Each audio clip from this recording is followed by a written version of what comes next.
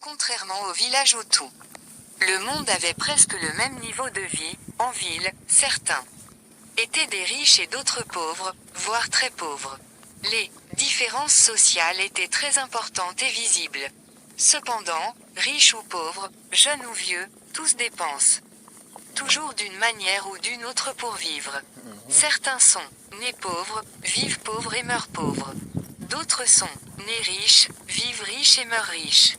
D'autres encore sont nés riches, puis sont devenus pauvres.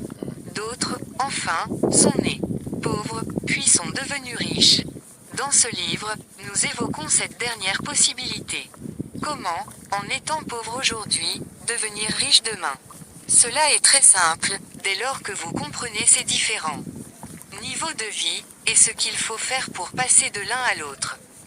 Pour mieux comprendre cette section, je vous invite à rentrer régulièrement à la page précédente pour bien observer l'illustration des escaliers de la pauvreté vers la richesse.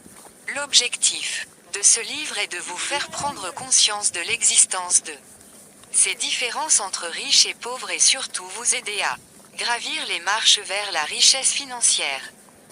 Le secret de la prospérité financière. 45. 1. Qu'est-ce qu'un pauvre? Dans la vie existent deux catégories d'hommes. Les pauvres, ou les esclaves et les riches ou les maîtres.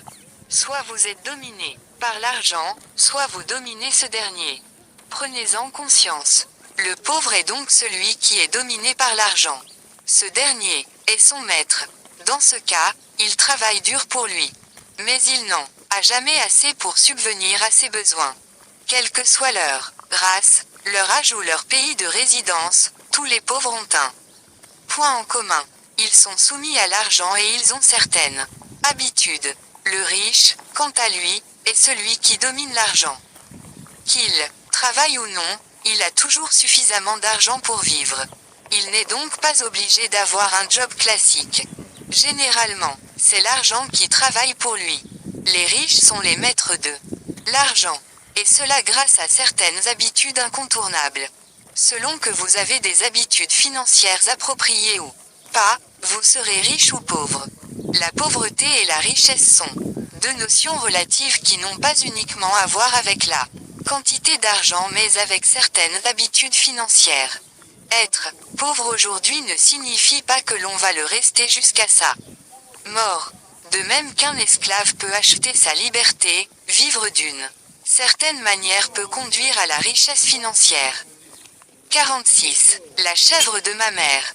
A. Première catégorie. Les pauvres chroniques.